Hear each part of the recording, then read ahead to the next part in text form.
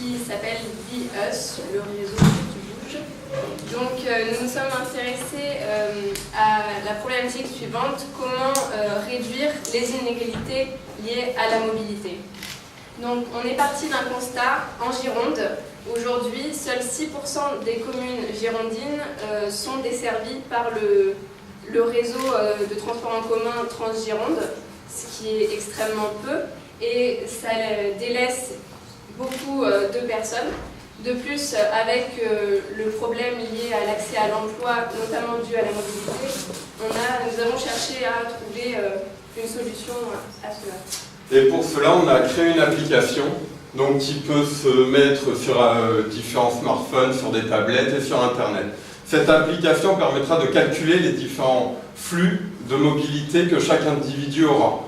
Dès qu'on partira d'un point A pour aller à un point B, quelle que soit notre manière d'utiliser la mobilité, que ce soit à pied, en voiture, à vélo, on utilisera l'application pour calculer nos trajets.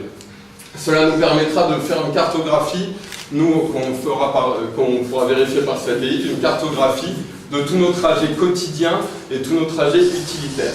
Au bout d'un certain temps de ramassage de ces données, nous pourrons cartographier différents déplacements de différentes personnes et on pourra, grâce à cela, utiliser un réseau qui va d'une zone de départ vers une zone d'arrivée. Un exemple tout bête, c'est un village par exemple. On va dire que tous les jours, il y a 20 personnes qui vont travailler dans une même zone industrielle. Ces 20 personnes utilisent différents trajets de transport en commun. Et ben, on va arriver et aller voir la zone industrielle et les entreprises de cette zone industrielle pour leur proposer de mettre en commun un réseau unique et un bus unique pour les différents utilitaires, pour les différents villageois qui vont travailler dans cette zone industrielle. Cela nous permettra de mettre en place donc, des trajets directs, mutualisés, où les entreprises, en finançant, les entreprises partenaires, en finançant un trajet mutuel, permettront de faire des économies d'échelle, de faire une certaine économie circulaire qui leur permettra de faire des cohésions d'équipe et qui leur permettra de mettre des choses en place. Chaque bus sera aménagé par des salariés qui feront partie ou qui seront en voie de réinsertion professionnelle ou des salariés en situation de handicap et surtout en situation de handicap psychique et qui pourront aménager les bus.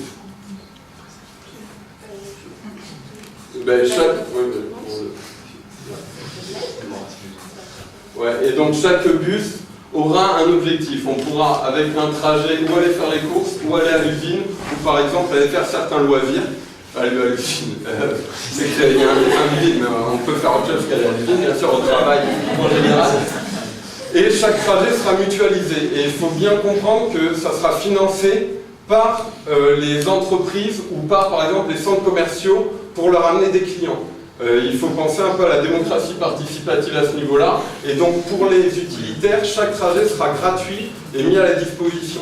Donc, on peut se demander, pour les utilisateurs, justement, qu'est-ce qui va les amener à laisser tomber leur voiture et à prendre ce nouveau mode de transport. Donc, tout d'abord, comme on l'a dit, les bus vont être adaptés selon si c'est pour aller au travail, ou le matin, il pourrait y avoir le café, le journal, et un espace calme avec la Wi-Fi.